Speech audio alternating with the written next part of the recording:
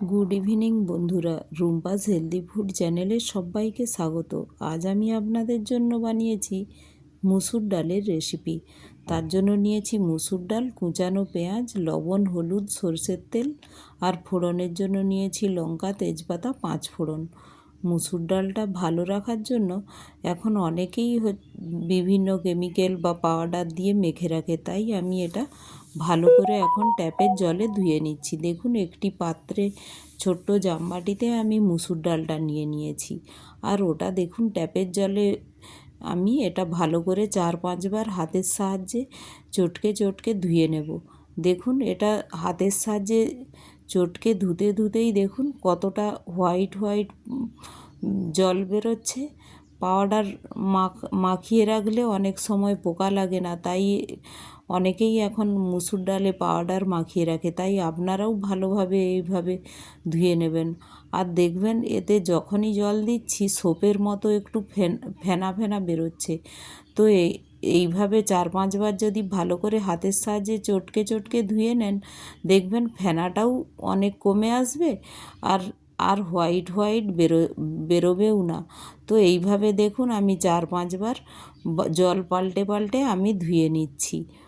আর দেখুন, এটা এখন আর অতটা হোয়াইটও বেরোচ্ছে না, আর সোপ সোপ মতো হয়ে যাচ্ছে না। তো এখন আমি ভালো করে এবার এটা আমি সেদ্ধর জন্য ফিল্টার থেকে জল দিয়ে দেবো। এখন আমার ডালটা ধোয়া হয়ে গিয়েছে, তো এখন আমি এটা ফিল্টারের জল, দেখুন ফিল্টার থেকে জল দিয়ে দিলাম।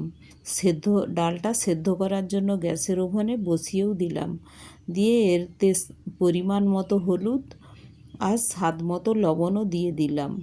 সেদ্ধ হওয়ার সময়ই আমি লবণ হলুদটা দিয়ে দেব পরিমাণ মতো। তো এখন দেখুন প্রায় ডালটা সেদ্ধ হয়ে এসেছে। এটা খোলা জামবাটিতেই আমি বানাচ্ছি, প্রেসার কুকার ছাড়া। যারা প্রায় প্রতি বাড়িতেই ডাল রোজ বানানো হয়, তো প্রেসার কুকার ছাড়াই যদি জামবাটিতে এইভাবে খুব সহজে ডাল বানানো যায় তো খুবই ভালো হয়। দেখুন ডালটা কত সুন্দর কুক হয়ে গিয়েছে আর সেদ্ধ হয়ে গিয়েছে। দেখুন কোনো ডাল কাঁটারও প্রয়োজন নেই, চামচের সাহায্যে নাড়াতেই এটা গলে গলে যাচ্ছে।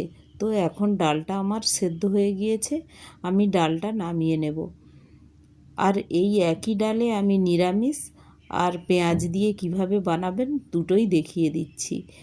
তো এখন আমি গ্যাসের ওভেনে কড়াই বসিয়ে দিলাম, আর তেল দিয়ে 1 টিস্পুন তেল দিয়েছি, আর দিয়ে তার মধ্যে দিয়ে দিলাম 5 ফোড়ন, লঙ্কা, তেজপাতা দিয়ে আমি সেদ্ধ ডালটা এর মধ্যে কড়াইয়ের মধ্যে ঢেলে দিলাম।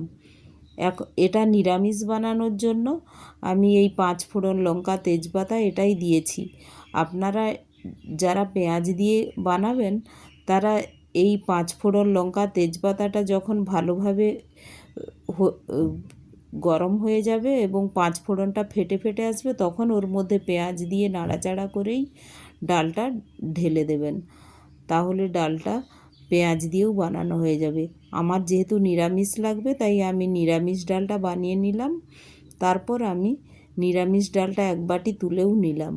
এখন আমি অপর একটি ছোট্ট কড়াইয়ে পেঁয়াজটা আলাদা করে ভেজে নিচ্ছি। দেখুন পেঁয়াজটা লাল লাল করে প্রায় ভাজা হয়ে গিয়েছে। তো এখন আমি এই ডালের মধ্যে এই ভাজা পেঁয়াজটা দিয়ে দেব। দেখুন আমি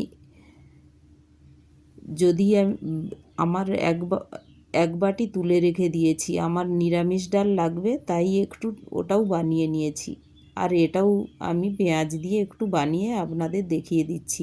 লাস্টেও এইভাবে যারা বানাবেন এইভাবে পেঁয়াজ দিয়ে বানিয়ে নিতে পারেন।